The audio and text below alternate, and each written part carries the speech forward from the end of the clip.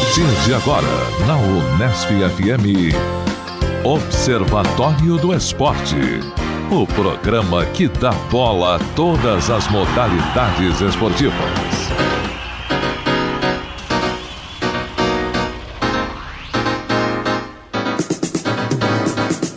Grande abraço para você, sintonizado em 105,7 nas ondas da Unesp FM. Hoje é sábado, dia 7 de novembro, o ano é 2015. Eu sou o Guilherme Dias e está começando mais uma edição do Observatório do Esporte. Porque no Observatório, você já sabe, informação e análise dos acontecimentos esportivos da semana. Na reportagem de hoje vamos falar sobre as transmissões de evento esportivo via streaming. Você vai conhecer os casos da NBA League Pass e EI Plus e das transmissões também online do Novo Basquete Brasil.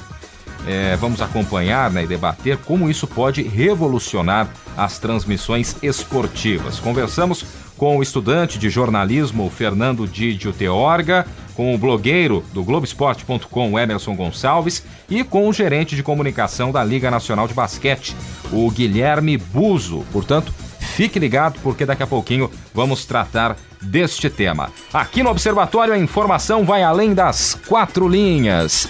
Vamos começar então apresentando o nosso time de comentaristas, hoje desfalcado, Temos à minha direita Tuca Américo, à minha esquerda Zeca Marques e o Carlo Napolitano, palmeirense. Carlão não pôde participar do programa de hoje. Que pena, Tuca? Um abraço pra você. Um abraço pro Carlão também. Abraço. Sinta-se abraçado, Carlo Napolitano. Carlão que deu balão. O Carlão está num evento institucional, que é o Congresso de Iniciação Científica, realizado na última semana em Atibaia. Agora, quando você fala que o time está desfalcado, às vezes pode ser um reforço, a ausência de alguns. Não é o caso do Carlão. Não é o caso do Carlão. Mas, então exemplo, esse é o meu caso. Não. É o caso do Palmeiras com o Valdívia. Quando o Valdívia não jogava, o Palmeiras estava reforçado. É isso que eu quero dizer. Ok. Então estava sempre reforçado o time do Palmeiras, Bom, Tuca, vamos começar então contigo. Quais os tópicos dessa semana? Bem, vamos lá. Eu tinha escolhido um tópico do Zeca aí sobre o ranking da FIFA, mas vou deixar para o Zeca. Não, vou deixar para você, okay. Deixa para você, depois a gente comenta, Mas tem vários tópicos aqui. Tem novidades do vôlei, por exemplo? Não, tem uma novidade que eu tinha separado, mas como ainda é uma especulação, talvez você possa até ajudar-nos. Já estou imaginando, Fegaray aqui no time de Bauru, Existe uma questão de pontuação, as atletas são ranqueadas e você pode ter no máximo 2 atletas top do ranking que vale 7 pontos, Então, dentro do vôlei brasileiro hoje, o time de Bauru talvez seja o único que ainda não completou essa pontuação, esse ranqueamento. Então, a questão é financeira, estão tentando arranjar um patrocinador para trazer a Fegaray, mas seria um ótimo reforço Fegaray no time do Bauru, Então, até porque, Tuca, Zeca, amigos do Observatório, a gente acompanhou a campanha no Campeonato Paulista, o 3º lugar, que foi uma campanha extremamente digna da equipe de Bauru. Só que a gente sabe que para um torneio nacional, a gente sabe da força da Superliga, você precisa de pelo menos mais umas 2 jogadoras experientes aí para poder enfrentar. Complementar, Não que você vá conseguir aí, disputar as fases finais, mas pelo menos para jogar com dignidade, para fazer uma boa campanha, A Paula Pequeno está em algum clube hoje? Eu não sei dizer, precisaria dar uma pesquisada. Não, falando em atletas experientes que já tem um pouco mais de idade. Da produção pesquisar, porque eu sei que a Fegaray estava num time russo que não estava pagando o salário dela, daí ela resolveu voltar para o Brasil, E como as equipes já estão montadas, são poucas equipes que têm aí a possibilidade para receber. Ela defende atualmente o Brasília Vôlei. O Brasília Vôlei. Produção sempre eficiente. Tudo bem. Para satisfazer ainda o Zeca sobre o vôlei... Não, só um detalhe, Tucameca, ela tem 33 anos. Então, Paula Pequeno. É uma boa também. Sim, acho que tem espaço para Paula Pequeno jogar. Experiência, ainda. Para esse time de Bauru, que tem bons valores, Jovens com capacidade, mas precisa mesmo de... É um time para ser trabalhado, Sim. Mas eu acho que evoluiu bastante.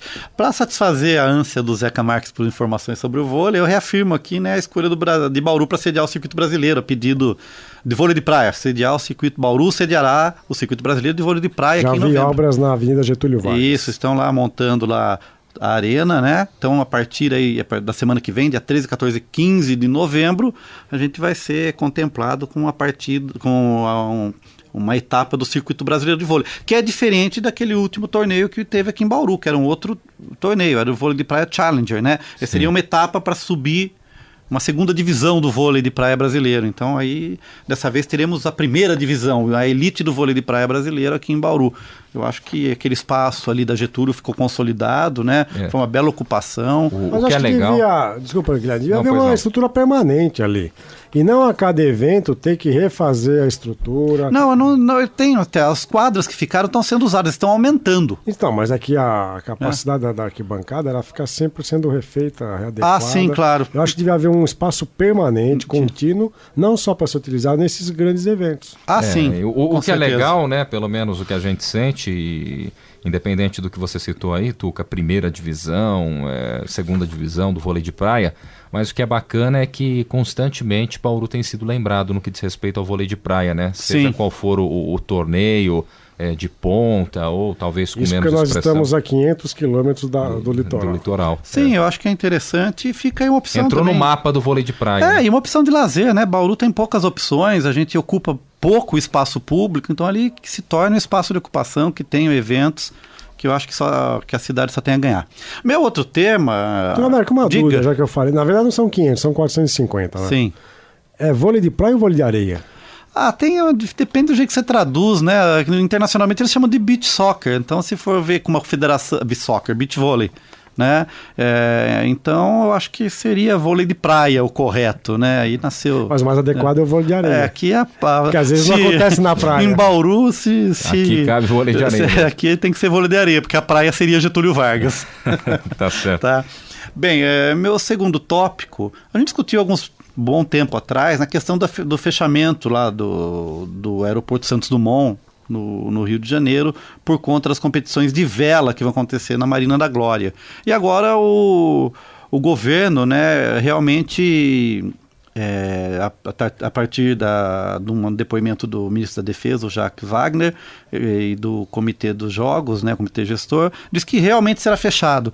Eu acho que isso é muito complicado, né? Eu acho que esses jogos fazem parte da paisagem da cidade, é legal, mas você fechar durante 10 dias um aeroporto, né, do 12:30 às 5 da tarde... tráfego no país. Né, numa época que você vai ter um tráfego de turistas, numa época que vai estar muito congestionado o tráfego aéreo, eu acho que isso é uma coisa meio irracional. Será que não foi pensado isso, um planejamento? Eu consegui adquirir alguns ingressos para os Jogos Olímpicos, agora tenho que repensar o meu deslocamento ao Rio de Janeiro.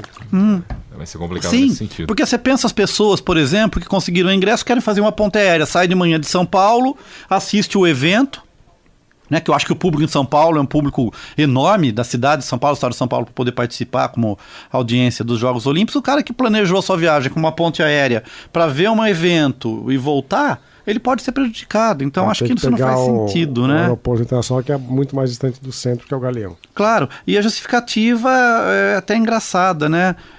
Por causa da ação dos helicópteros que vão fazer transmissão, quer dizer, então a transmissão da vela depende dessa captação de imagem aérea, né? E a outra é engraçada, por influência do vento gerado nos barcos. Que coisa. Né? Então eu acho que isso demonstra para mim um certo nível de desorganização. Justificativas. São as oficiais. Que coisa, hein? Oficiais. Oficialmente falando. Tá? Então, uma notícia aí meio estranha. A segunda, né? Isso a gente sempre fala de doping, mas isso aqui para mim chegou assim no limite da possibilidade, viu? Não sei se vocês acompanharam aí o noticiário da última quinta-feira, né? O ex-presidente da Federação Internacional de Atletismo foi preso, né? O senegalês Lamine Diack, acusado de corrupção e lavagem de dinheiro em esquema que escondia resultados de exame antidoping na modalidade.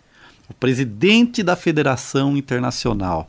Ou seja, quando você puxa aí para o que acontece na Confederação Brasileira de Futebol, o que já aconteceu aqui na Confederação Brasileira de Judô, de basquete, vôlei, né, a FIFA. Então, quer dizer, a gente está começando a perceber que parece que esse tipo de corrupção é endêmica. E aqui mais grave ainda, porque o que está em jogo aqui é o próprio presidente acobertando atividades de doping. Ou seja, os exames antidoping estavam dopados. Estavam dopados. Que coisa ridícula, né? Então, quer dizer, me preocupa muito isso, sabe? Não, isso coloca em xeque uma série de resultados, né, que a gente tem tido surpreendentes, inclusive no atletismo. Então, sei lá. Ainda mais no atletismo, né? Que faz tanta diferença, de repente. Que são milésimos de segundo, o resultado ali é uma fração de segundo que faz a diferença. Muito mais resolvida no detalhe, né? Do que em outras modalidades. Então eu fico tão decepcionado, entristecido, porque você tem o alto escalão, a pessoa que comanda o esporte, né, envolvida no escândalo de acobertamento de doping. Depois disso eu não sei mais o que esperar. Infelizmente a gente fica também com a pulga atrás da orelha, porque é lamentável, para não dizer ridículo, né? O que a gente pensa que poderia de repente punir quem Ele comete, deveria ser o né? responsável em zelar pela lisura de todo o processo. Não, o cidadão está envolvido no escândalo. Então ele está sendo financiado pelas empresas de suplementos. Pode ser, viu? Não dá mais muita coisa debaixo desse tapete aí, né? Então vamos esperar aí. Ele muita foi preso sujeira, essa semana, deve aparecer aí novas revelações durante os próximos dias. Então, uma notícia triste, né? Agora, uma notícia interessante, Zeca Marques. Mas tudo que você diz é interessante. Opa, obrigado. Isso faz bem para minha autoestima. Que beleza. Tá? É uma notícia interessante, né? A gente sabe que Cuba vive uma situação financeira complicada, agora está sendo um processo de abertura aí, né? Por conta dos Estados Unidos, que estão estabelecendo novas relações, estabelecendo de novo as relações com Cuba. Mas Cuba e Austrália firmaram uma parceria, né, pensando aí na atividade dos atletas nos Jogos Olímpicos. E estão fazendo uma colaboração que eles já chamam de um acordo histórico, né, para atuar no âmbito de ciência de esporte, medicina esportiva, construção de instalações esportivas e tudo mais. Agora, o que é interessante, né, Zeca? Cuba tem um potencial humano atlético monstruoso. Os atletas de Cuba, durante muito tempo, enquanto eles foram subsidiados lá pela antiga União Soviética, Cuba era uma potência olímpica. No boxe, no atletismo, no próprio vôlei, né? E o que eu creio é que, na verdade, a Austrália, como é um centro de excelência também, de pesquisa, em desenvolvimento de tecnologia, é uma combinação salutar. O problema é que o Brasil está muito envolvido nisso, porque esse acordo é tentando fazer com que as duas equipes, os dois países, tanto Cuba quanto a Austrália, fiquem entre os top 10, entre os 10 melhores países nos próximos Jogos Olímpicos que vão acontecer no Brasil, que é uma luta que o Brasil também quer ser top 10. São adversários diretos, né? Então isso fortalece, né, esses dois países, e o Brasil acaba ficando um pouco prejudicado nessa sua vontade e estratégia de estar entre os 10 melhores países nos Jogos Olímpicos aqui no Brasil. Para vocês terem ideia, em Londres, né, os australianos ficaram em 7º lugar pelo total de medalhas, 35 medalhas, e 10º, né, se a gente levar em conta o número de ouros, que foram 7. Os cubanos conquistaram 7 medalhas no total, sendo 5 de ouro, o que corresponderia à 16ª posição nos dois casos. E o Brasil, né? O Brasil já estava lá mais um pouco atrás, né? O Brasil ficou em 16º lugar. Próximo a Cuba, então. Está próximo a Cuba. Então, quer dizer, esse acordo acaba tendo influência direta, tendo uma influência direta no desempenho do Brasil. Oficialmente, né, o quadro de medalhas não existe. Não. Oficialmente não existe ranqueamento em função das conquistas de medalhas. O COI não é fomenta. A mídia que acaba fazendo isso. A mídia acaba promovendo isso e normalmente está um critério até discutível, né? Às vezes um ouro vale mais do que 5 pratas. Sim. Se um país tem 5 pratas e 10 bronzes, ele vai ficar atrás de um país que tem apenas uma medalha de ouro. Então seria... É um critério meio estranho. Mas você falou da Austrália, eu queria fazer uma outra ponderação. Eu torci muito para a Austrália no último final de semana. No final do Mundial de Rugby. Sim. E estamos aqui com a presença do nosso querido diretor Fábio Fleury. Que está aqui vestido com a... Trajado de All Black, que é o nome pelo qual é conhecido. Tá estiloso, hein? Tá elegante. Tá elegante. Você vai fazer o haka pra gente aqui? Ele até... Bom, o All Black porque é o uniforme da Nova Zelândia, que foi campeã.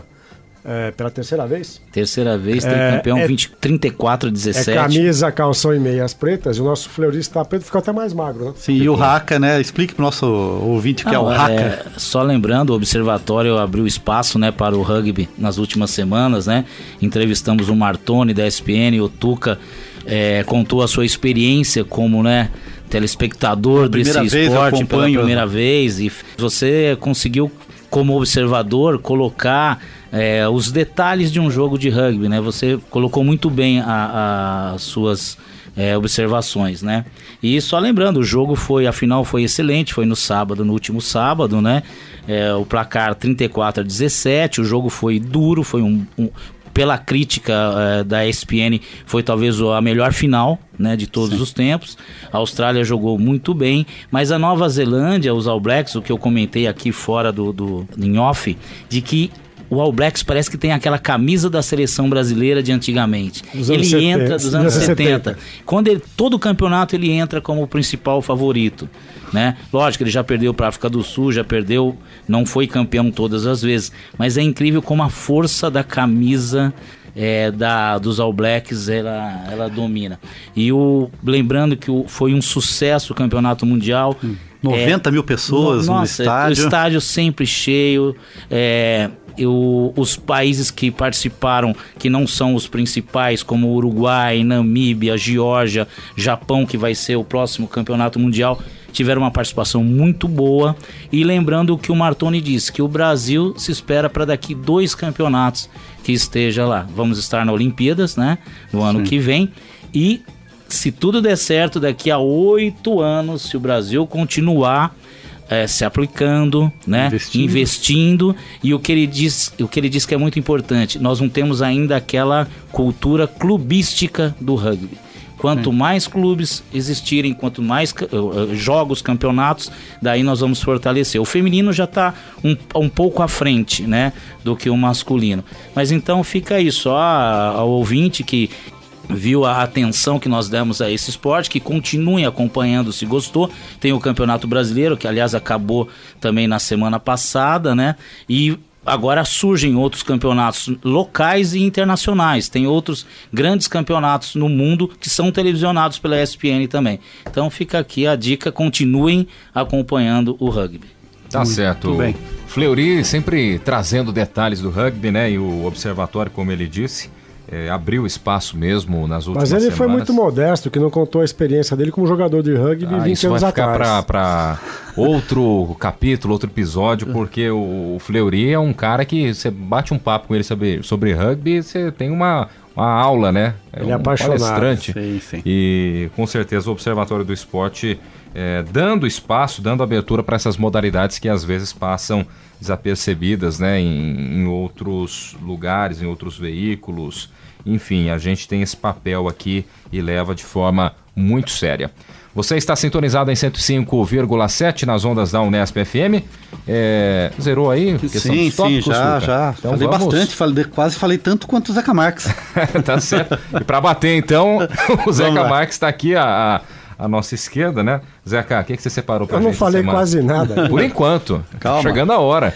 Não, a questão é que o Tuca comentou o caso do presidente da Federação de Atletismo, e vejam que as denúncias que envolvem a FIFA e a compra de votos para as sedes de Copas do Mundo continuam. Sim. Eu cheguei a comentar na semana passada que até a Alemanha tem entrado agora na onda das denúncias, e parece que essas denúncias vão se avolumando, ganhando consistência. A Alemanha teria feito uma permuta de dinheiro com a FIFA para comprar 4 votos, que é votos que garantiram a escolha da Alemanha como sede da Copa de 2006. A gente pode esperar qualquer coisa a partir de agora, então. No caso do Brasil, o Brasil está um pouco salvaguardado, porque quando o Brasil conquistou o direito de sediar a Copa do Mundo em 2014, o Brasil era a candidatura única. Não havia disputa de votos. Porque Tava todo mundo querendo passar a temporada no Brasil. Não, e dessa questão a gente conhece bem, né? Comprar votos, a gente está escolado. Nossa história do Congresso, desde a redemocratização. Ainda mais nos dias de hoje. Não, e mesmo a questão da compra dos votos da reeleição, né, no governo Fernando Henrique. Então nós temos uma tradição de saber comprar votos do Congresso. Expertise na área. Mas o que eu queria comentar é que o nosso ex-presidente da CBF, o presidente afastado, José Maria Marinho, finalmente foi deportado. Preso, entre aspas? Preso da Suíça para Nova York, se bem que por enquanto ele vai cumprir uma prisão domiciliar num apartamento majestoso que ele mantém em Manhattan, um dos prédios mais caros da cidade de Nova York. E a fiança está estipulada, os valores variam, não sei se é por causa do câmbio do Camérico, mas eu já ouvi, entre 10 e 15 milhões de dólares seria essa fiança. Bem, o que eu li, e isso é certeza, é que ele tem patrimônio de sobra para pagar essa multa. E, na verdade, o Juca Kfouri, no dia 3/11, na última terça-feira, né, que é a data em que ele foi deportado, o Juca Kfouri escreve no seu blog: Marinho voa para Nova Gaiola. José Maria Marim pode estar voando de Zurique para Nova York neste momento em que você me ouve, que é o boletim que ele grava para a Rádio CBN e ele republica o texto no seu blog. Mas não voará como os pássaros, ao contrário, irá algemado com acompanhantes do FBI, a polícia americana, e apenas trocará de gaiola. Eu não sei se houve uma troca de gaiola, eu acho que ele foi premiado com essa deportação. Com certeza, não tenho dúvida. E aí, bom, fica só a questão de que o presidente em exercício, que é o Marco Paulo Del Nero, ele também tem evitado deslocamentos para o exterior porque ele é outro visado. E a gente não sabe o que vai acontecer se, por exemplo, o Zé Maria Marim começar a fazer o que o J. Ávila fez, o ex-dono, acho que é ex-dono, Sim. o responsável pela Trafic, que comercializava os direitos de transmissão do futebol no Brasil. Ele começou a fazer a chamada delação premiada, que alguns chamam de deduduragem, não é isso? Mas vejam que essa questão que envolve as instituições tiveram pelo menos uma notícia que eu acho positiva envolvendo a Federação Paulista de Futebol, da qual o Marim e o Marco Paulo Del Nero também já foram dirigentes máximos. Reunido na última quinta-feira, o Comitê da Federação Paulista estabeleceu 2 medidas que eu acho muito salutares para o futebol paulista. Primeiro, que no Campeonato Estadual de 2016, a partir do próximo mês de janeiro, fevereiro, o campeonato, que tem 20 times, rebaixará 6 equipes para a Série A2. E da Série A2 subirão apenas 2. Se vocês forem bons de aritmética, isso indica que o campeonato de 2017 contará com 16 equipes. Então são 20, caem 6, 14, os 2 que sobem dá 2, 16. E a partir de 2017, o campeonato ficará contando com apenas 16 equipes. Eu acho que a Portuguesa levou sorte nessa história, porque ela vai disputar a Série A2. Então, se ela subir, ela está garantida em 2017. É verdade. Eu tenho medo de que ela disputando esse campeonato com 6 rebaixados, ela cairia. Mas essa é uma decisão que eu acho salutar, porque vai encurtar o número de datas que são atribuídas ao Campeonato Paulista. E isso pode fazer com que o campeonato ganhe mais competitividade, porque as últimas edições têm tido um descompasso muito grande. E mais do que isso, né, Zeca? O que tem se questionado muito nos últimos anos e que está mantido para o ano que vem é jogo único nas quartas de final e na semifinal. Então, aumentando, pelo menos, desinchando a primeira fase, você consegue ter partidas de ida e volta no mata-mata. É que há muitos clubes, a gente sabe a realidade dos clubes do interior, há muitos clubes que montam uma equipe para disputar o Campeonato Paulista, uma equipe vai durar 4 meses. Sim, e aí não tem sustentabilidade no negócio. A equipe é desfeita e esses clubes às vezes não têm tempo de se preparar com pré-temporadas, contratação dos jogadores 2 meses antes, onera a folha de pagamento. São clubes que são montados às pressas e depois não mostram competitividade. E lembrando também, né, Zeca, que até 2002 a gente teve esse critério de 16 equipes na Série A1. E depois daquele ano, até o 8º colocado, eu lembro que o Noroeste jogava a Série A3, até o 8º colocado da Série A3 subia para A2, né? E consequentemente isso também aconteceu na Série A2. E o Noroeste foi o 9º colocado aquele ano, não subiu por isso. E então só está voltando, na verdade, o que já era há algum tempo atrás. Agora, a segunda medida que eu achei mais salutar ainda é que o regulamento da competição impedirá que um treinador saia de uma equipe e vá treinar outra na mesma competição. Ótimo. Acho que isso é fantástico. Para acabar com essa dança de treinadores e para fazer com que eles permaneçam mais tempo na sua equipe. Há na Europa já esse critério que é o seguinte: o treinador pode ser demitido, só que ele fica impedido de assumir outra equipe da mesma competição e não assumindo ele recebe o salário até o fim daquela competição. A partir do fim da temporada ele pode mudar de equipe e passar a receber outro salário. Isso é muito discutido, né, Zeca? Mas é uma coisa que totalmente nonsense, né? Como é que um treinador vai conseguir desenvolver um trabalho se em um mês o time não tem resultado? É uma coisa absurda, né? Não, então vejam o caso do Doriva, que é o técnico do São Paulo. Ele saiu da Ponte Preta e foi treinar o São Paulo. E no primeiro semestre ele estava no Vasco da Gama. Acho até que ele começou o campeonato no Vasco, não é? O Doriva passou pelo Vasco, né, no começo do Campeonato Brasileiro. Aí eu lembro que o Vasco se recuperou contra a Ponte Preta do Doriva em Campinas. Passaram aí, 3 rodadas, 4 rodadas. O Vasco enfrentou o São Paulo e o Doriva estava lá como técnico de São Paulo de novo. Então o Doriva teve no caminho do Vasco o campeonato todo praticamente. Bom, por último, eu só queria comentar uma outra questão institucional que envolve a FIFA. Hoje eu estou bastante institucional, hein? Só falo de FIFA, Federação Paulista. Mas a FIFA divulgou na última quinta-feira o ranking de seleções e eu achei assim, eu fiquei extremamente estupefato diante da notícia de que a Bélgica é a líder do ranking com 1.440 pontos. A Bélgica não ganhou nenhum título nas últimas 50 décadas. Nos últimos Da 50 história do anos. futebol. Tem nada de importante, né? A A Bélgica, em Bélgica títulos. caiu nas quartas de final da Copa do Mundo. E a Alemanha, que foi campeã, aparece em segundo, com 1.388 pontos. Né? Ou seja, são 12 pontos atrás. Em terceiro vem a Argentina, que eu acho que é natural, vice-campeã. Portugal manteve o quarto lugar, também acho um pouco extemporâneo, porque Portugal nem se classificou para as oitavas de final da Copa do Mundo. É estranho esse Portugal em quarto lugar, né? O Chile está em quinto, o Chile foi campeão da Copa América recentemente, mas passa, né? na Copa ele chegou até as oitavas, né? Caiu diante do Brasil. Pela lógica, se a Bélgica é primeiro, na minha concepção, deveria ser o Chile primeiro. Então, assim, já que a Bélgica... Eu prefiro colocar o Chile. É que a Bélgica chegou até as quartas de final. Mas o Brasil está em oitavo. E o Brasil foi semifinalista da Copa do Mundo. Né? A gente comenta E muito... o 10º lugar. Hã? O 10º lugar.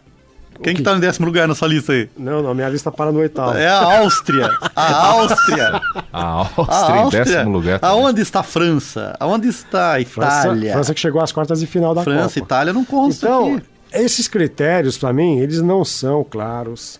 Eles levam em conta apenas o jogo a jogo, ponto a ponto, gol a gol, e não levam em conta as conquistas. Quer dizer, uma Alemanha que foi campeã mundial e foi campeã pela quarta vez, aparece em segundo lugar atrás de um país que nunca foi campeão mundial, nunca foi campeão da Eurocopa. A grande conquista da Bélgica, aliás, é uma que o Brasil não tem, é medalhista olímpica de ouro. Sim.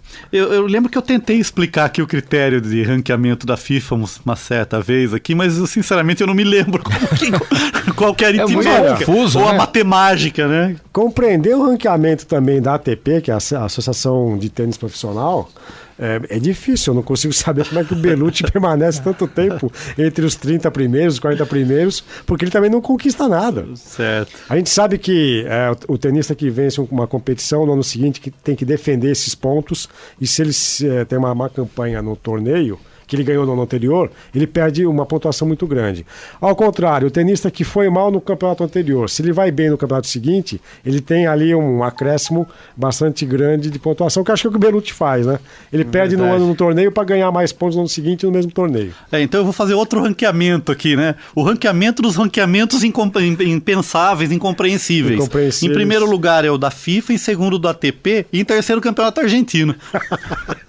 É muito... Essa matemática, principalmente da FIFA, né? Não, mas Não o dá argentino pra- cabe uma explicação, porque o rebaixamento da Argentina tem a ver com o que eles chamam de promédia, De promédio. que é a média do Três últimos campeonatos, uma Não, coisa assim. Isso Ainda bem foi absurdo. feito para salvar os clubes grandes. E mesmo assim o River caiu.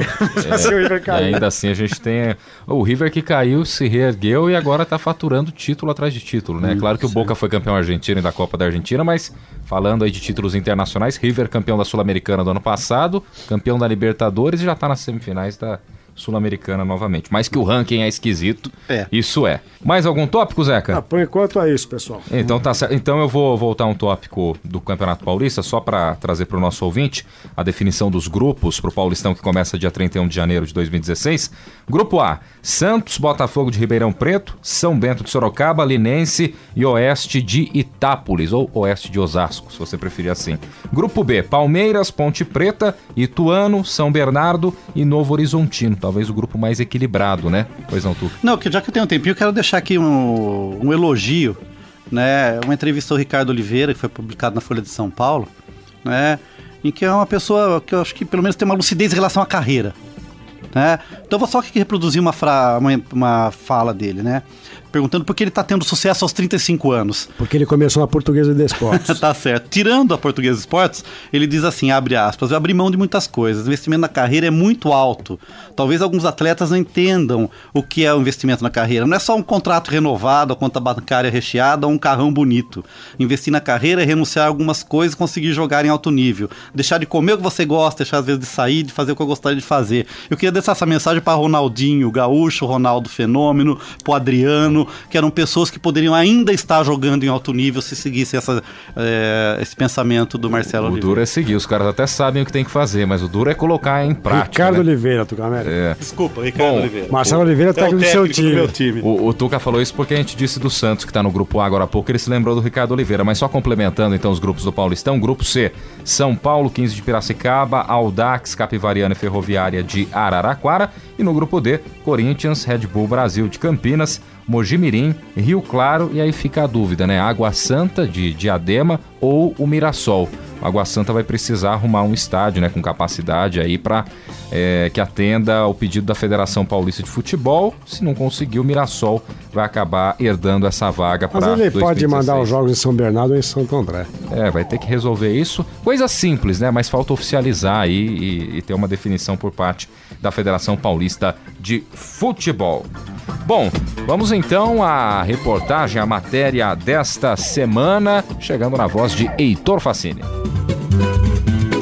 Observatório do Esporte. Confira a reportagem da semana. Um tema em debate. O streaming é a transmissão via internet por pacote de dados, geralmente de conteúdo multimídia como sons e vídeos. Os dados são reproduzidos no computador de destino à medida que chegam, não havendo a necessidade de se fazer o download de todo o conteúdo no disco rígido. A modalidade inicialmente foi feita para conteúdos gravados, conhecida como on-demand, como o caso do Netflix com filmes e séries e o Spotify com música. Mas com a melhora da conexão para a internet, a transmissão ao vivo de grandes eventos também é possível. Entrevistamos Emerson Gonçalves, dono do blog Olhar Crônico Esportivo do Globoesporte.com. Ele nos conta sobre essa nova opção que vem surgindo no mercado brasileiro. Fora do Brasil, você já tem os contratos, direitos de transmissão, que são chamados de broadcasting. Eles já incorporam outras modalidades de transmissão que não apenas a televisão, né? Transmissões pela internet, por exemplo. Aqui no Brasil isso ainda é um pouco novo. No caso de streaming, a grande novidade dos últimos dias foi a entrada do YouTube nesse negócio, né? Então foi interessante. Eu não tenho ainda informações, não vi nada sobre o resultado que teve essa transmissão pelo YouTube. Mas, independentemente de ter tido um resultado fantástico, ou mais ou menos, ou até mesmo muito ruim, um péssimo resultado, quem sabe, essa é a primeira, foi somente a primeira, e outras virão, com certeza. O que vai acontecer é algo que já está acontecendo, que é você como consumidor, não vou nem falar torcedor, mas vou falar consumidor, porque eu acredito que é o termo correto. Você como consumidor passa a ter mais uma opção para poder assistir uma partida de futebol. O YouTube, lançado em 2005 como um site de compartilhamento de vídeos, também está entrando nessa dança. No dia 21 de outubro desse ano, eles anunciaram o YouTube Red. Nesse caso, o conteúdo é pago e sem anúncios. São filmes, séries, entre outros na plataforma, uma espécie de concorrente do Netflix. Emerson comenta sobre o crescimento do segmento e como se desenvolverá.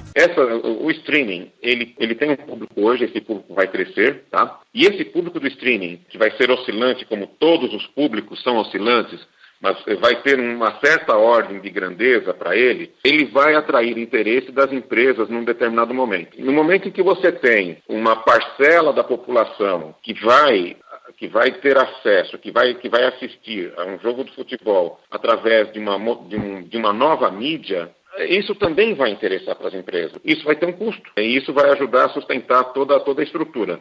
Nesse primeiro momento, o que as empresas dependem mais vai ser da assinatura e mesmo elas não vão cobrir todos os custos, então elas têm que investir. Você investe numa ideia e depois, a ideia dando certo, você começa a ter os resultados, começa a ter os retornos.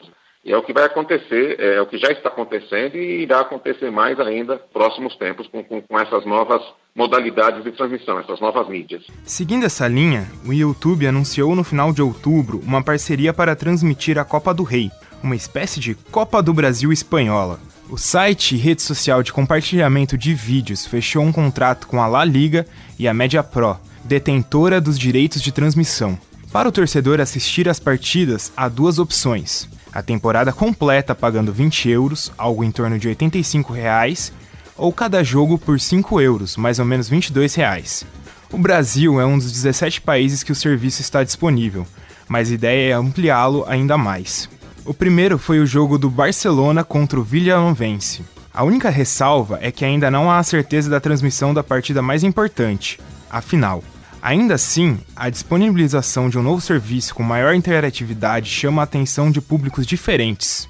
Emerson, responsável pelo blog Olhar Crônico Esportivo do Globoesporte.com, comenta sobre esse diferenciamento. No momento em que nós estamos estão assistindo um jogo de futebol numa plataforma, num canal como o YouTube, estamos vendo um jogo da Champions League, smartphone ou no notebook, transmitido pelo esporte interativo, existe uma tendência natural que a gente interaja mais ainda com outras pessoas e até com a própria emissora, porque elas fornecem isso, né?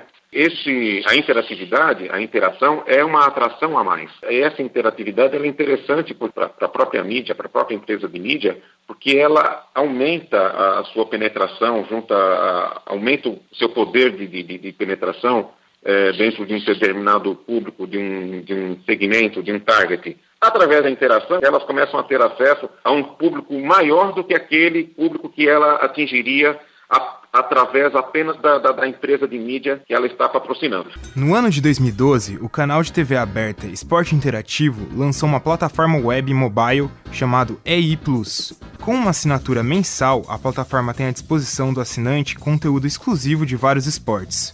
Mas o serviço ganhou força quando a Turner, dona dos canais pagos como Warner e TNT, comprou o Esporte Interativo e adquiriu os direitos da Liga dos Campeões da Europa. Assim, todos os jogos da competição se juntam à NFL, Copa do Nordeste, campeonatos estaduais nordestinos, séries C e D do Brasileirão, eventos de MMA e de outros esportes, além de conteúdos exclusivos. Emerson comenta sobre a qualidade e as dificuldades do serviço oferecido pelo Esporte Interativo. Tive a oportunidade e o prazer de acompanhar, de assistir algumas partidas da Champions League transmitidas pelo Esporte Interativo, pelo canal EI+, e perfeito.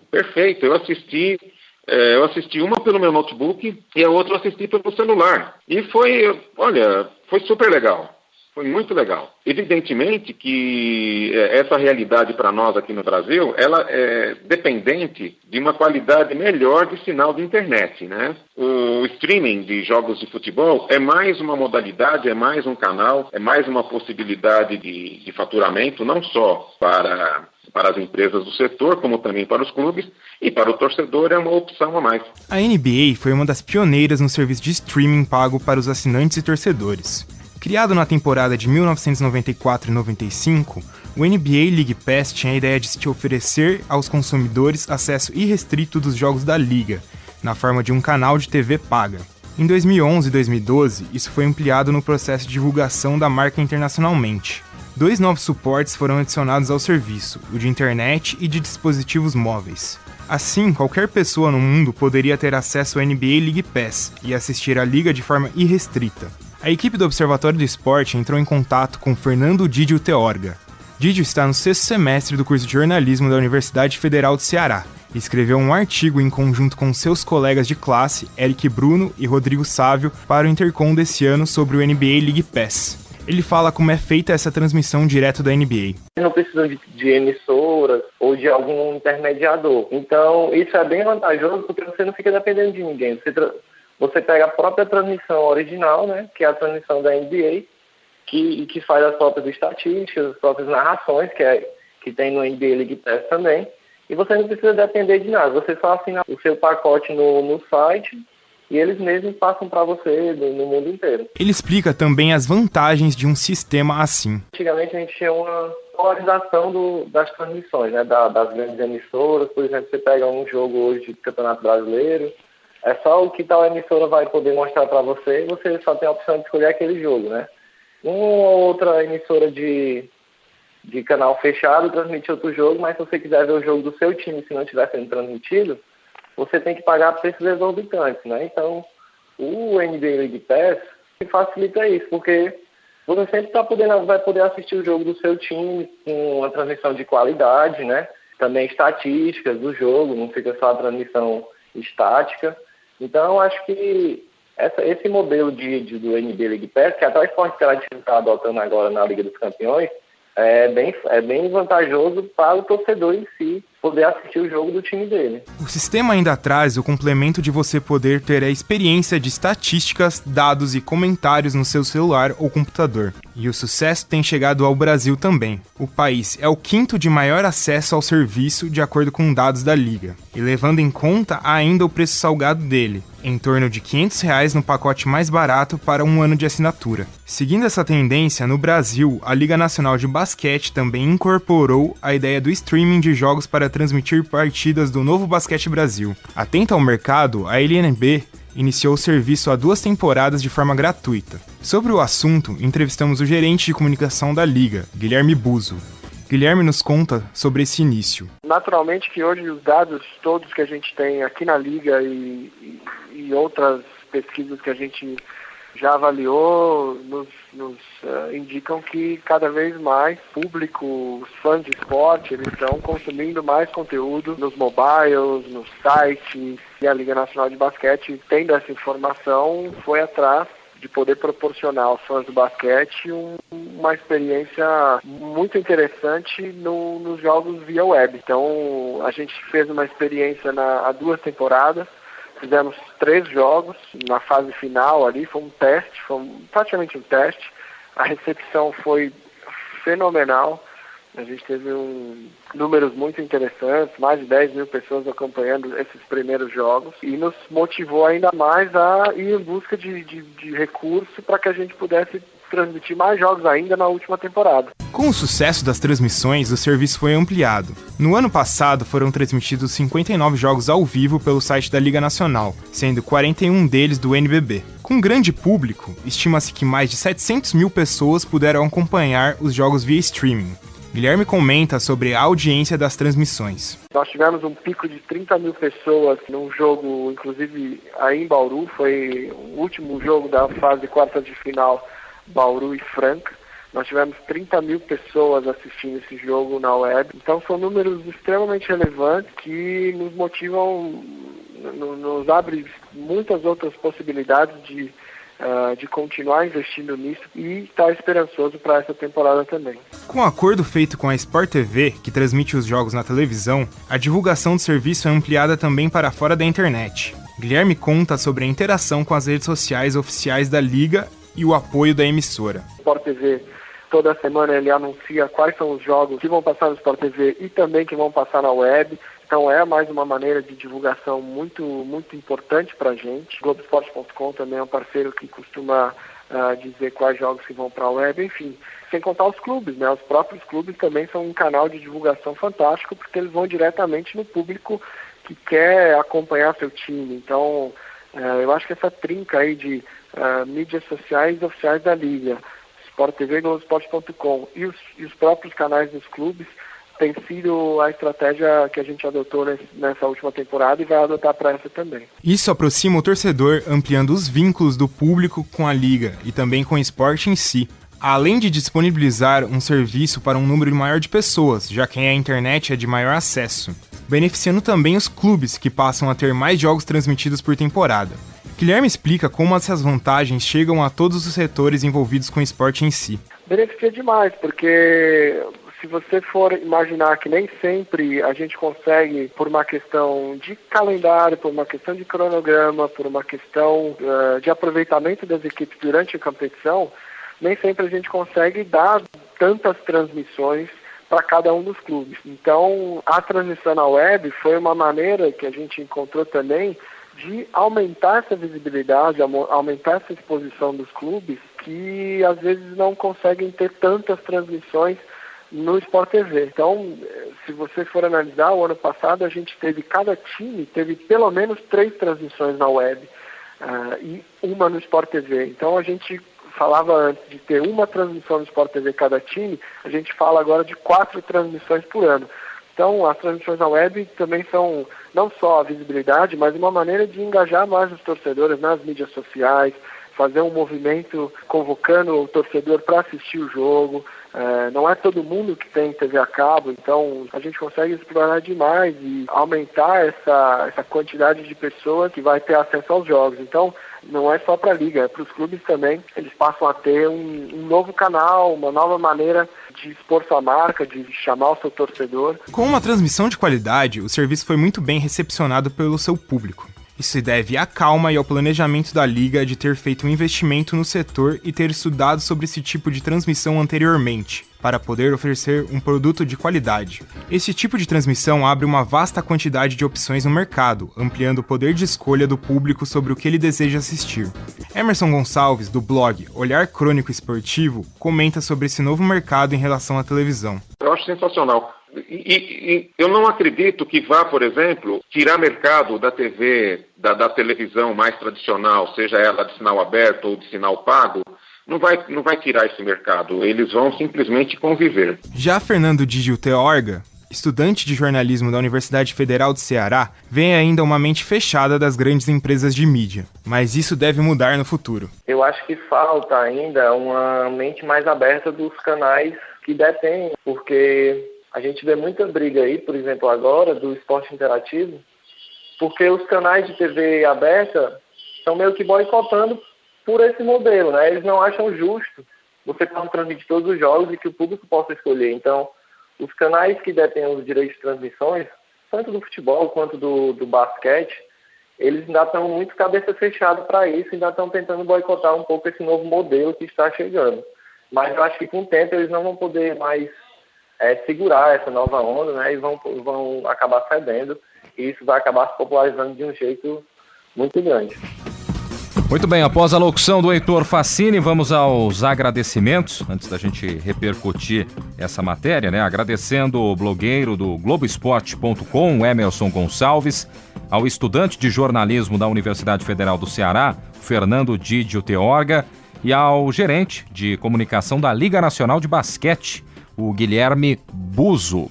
E para comentar também a respeito desse conteúdo, na mesa conosco, o próprio Heitor Facini, né, responsável pela locução deste material, e o Leonardo Del Sante. Vamos começar com o Leonardo. A gente repercutiu, já falamos, citamos outras vezes também, né, a respeito dessas transmissões na internet, e é realmente a tendência, né, Leonardo, porque o que a gente vê, principalmente entre os jovens, é muita gente acompanhando transmissões esportivas pela internet. Um abraço. Um abraço, amigos da mesa, um abraço a todos os ouvintes. Sim, realmente é uma nova tendência, não só aqui no Brasil, muito pelo contrário, no mundo todo. É uma nova maneira de você acompanhar certos conteúdos. Eu gostaria de citar também o Sport TV Play e o Premiere, por exemplo, que eles transmitem o Campeonato Brasileiro e você pode, a partir do momento que você tem um cadastro para esses conteúdos, você consegue ver e assistir os jogos na hora que você quiser, principalmente e ao vivo também, e você simplesmente...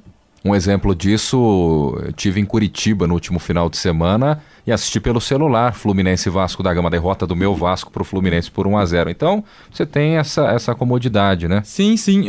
Um pequeno problema ainda é a qualidade do sinal da internet no Brasil. E esse problema vai ser sanado até, creio que logo, porque é um mercado que vem crescendo muito no país. Tem muita gente que agora está tendo acesso à internet e essas transmissões por streaming tá vindo numa hora de uma ascensão desse mercado mesmo. Bem, o que acontece, na verdade, é que a base de assinantes, das pessoas que conectam, que têm acesso à internet, é pelo smartphone e pelo celular. Então isso é um público que cresce exponencialmente. Né? Basta ver aí quanto que já está custando uma assinatura de uma rede 4G, que daria essa possibilidade de acesso com uma qualidade de imagem boa. Tanto né? que tem mais smartphone que pessoa no país. Sim, com certeza. Então, só para vocês terem ideia de como esse mercado é grande e como a questão do que a gente chama do over the top, né? das plataformas que se utilizam da banda larga para transmitir conteúdos. O Netflix, por exemplo, Guilherme, ele ocupa, só o Netflix ocupa 30% do tráfego da rede. Né? Então isso demanda várias instruções em relação a isso, inclusive a quebra da grade de programação. Para quem conhece o Nicolas Negroponte, que tem um livro que chama Vida Digital de 95, em 95... ele já falava, horário nobre é o meu, então eu não posso mais atrelar minha vida ao horário nobre da televisão.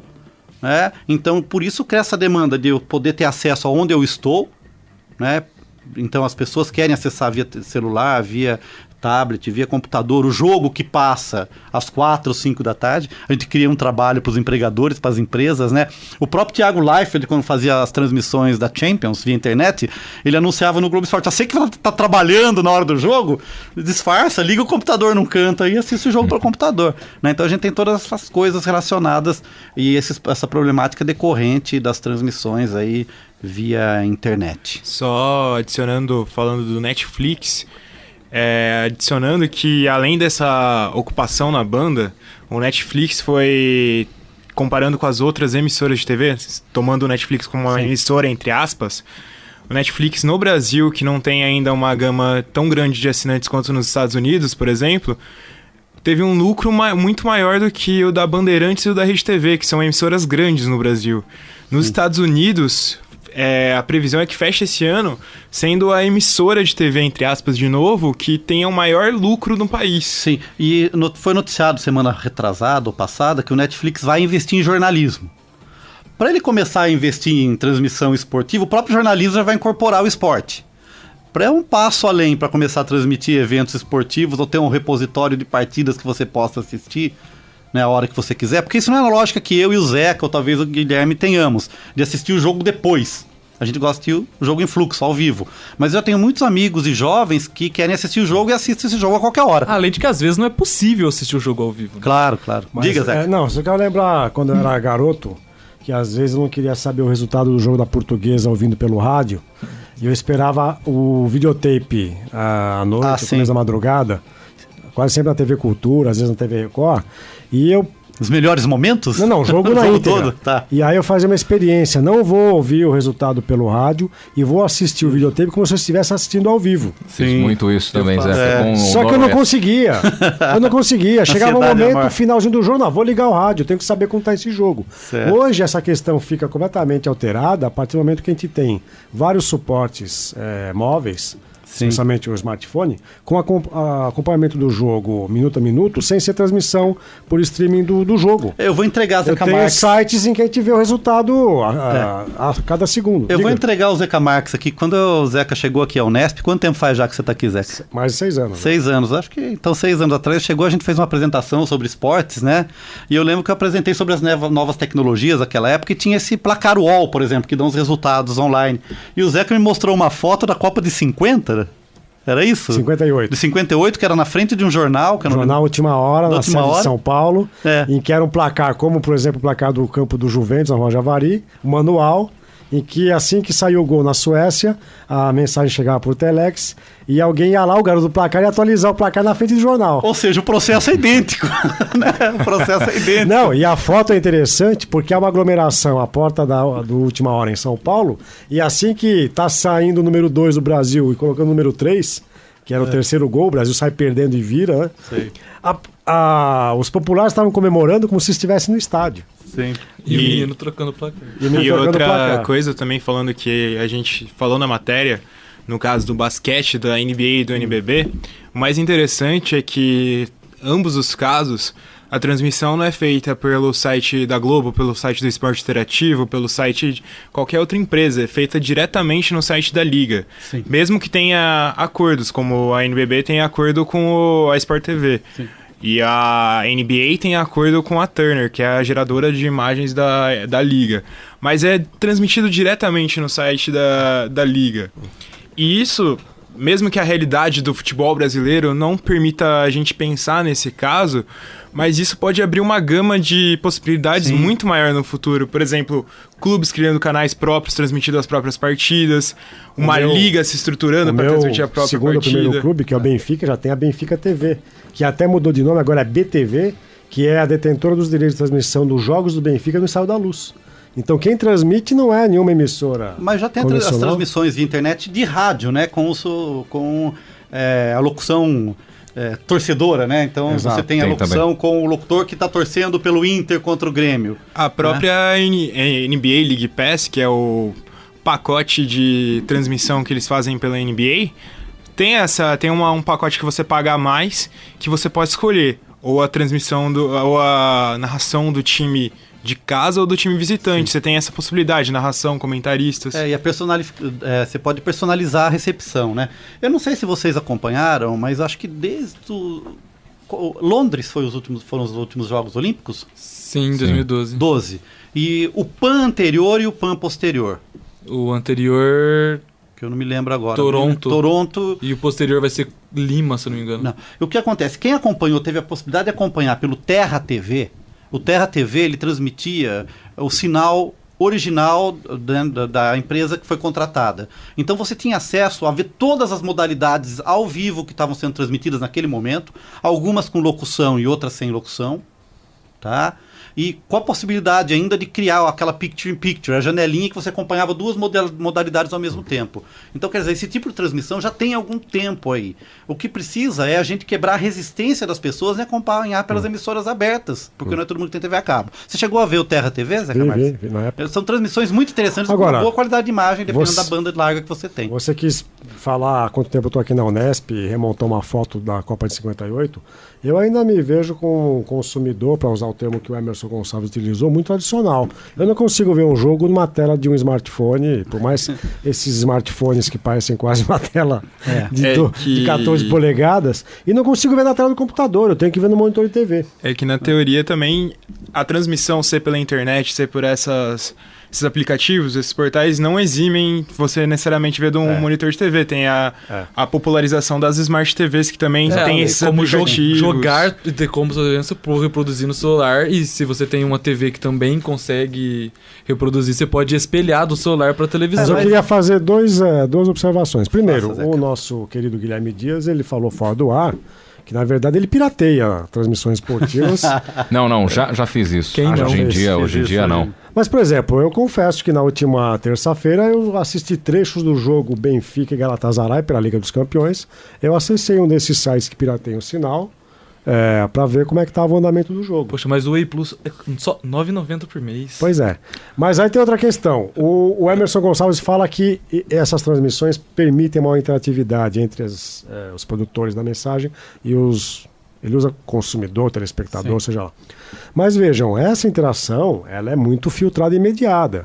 Hoje, já na TV fechada convencional, Sport TV, ESPN Brasil, Fox, vocês têm várias mensagens dos internautas, dos telespectadores, que via Twitter, via e-mail, fazem ali uma contribuição para a transmissão ou para o programa de debates.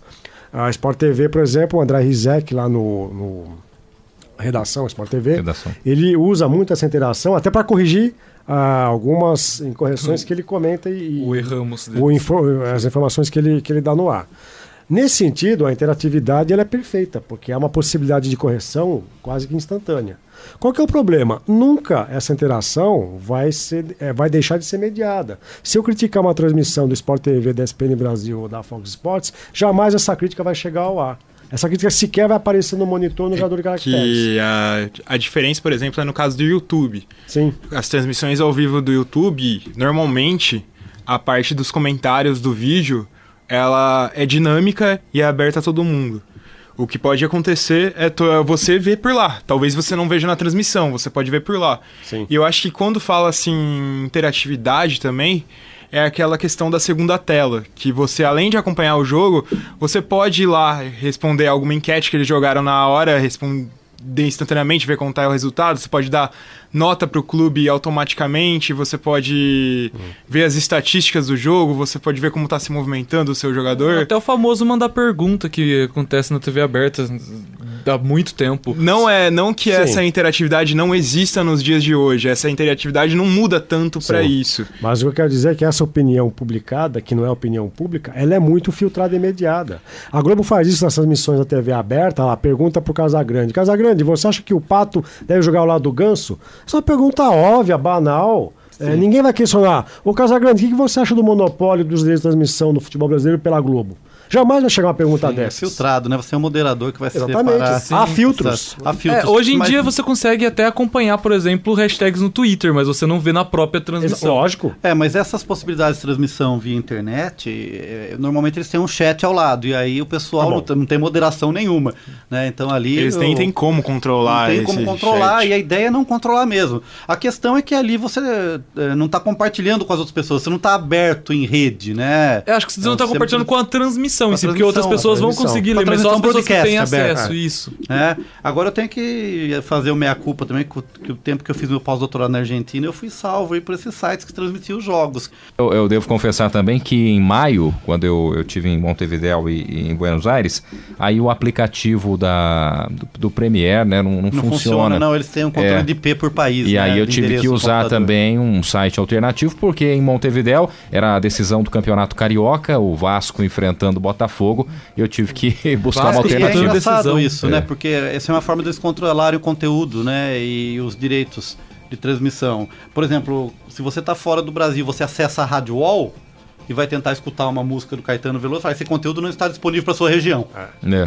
Isso acontece no YouTube também, Acontece muito YouTube. menos, mas acontece. Menos O Gangnam frequente. Style, por exemplo, no começo dele, ele não era disponível no Brasil. Aí quando viram que tava começando a disparar na Ásia, eles liberaram pro mundo todo e virou o sucesso, fenômeno que é hoje. Assim, maior vídeo do YouTube da história. Perfeito. Bom, você ouvinte do programa que acessa as redes sociais, curta a nossa página no Facebook. O endereço é o www.facebook.com/Observatório do Esporte. Acesse também o blog do nosso programa. O endereço é o www.observatoriodoesporteunesp.blogspot.com.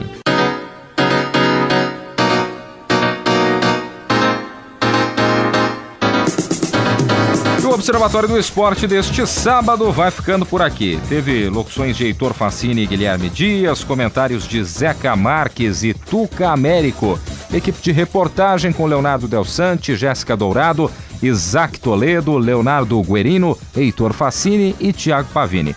Direção de Fábio Fleury, trabalhos técnicos de Paulo Pepa. O Observatório do Esporte é um projeto de extensão universitária financiado pela ProEx, a Pró-Reitoria de Extensão da Unesp. Para você, um grande abraço, ótimo final de semana e até a próxima. Observatório do Esporte, informação além das 4 linhas.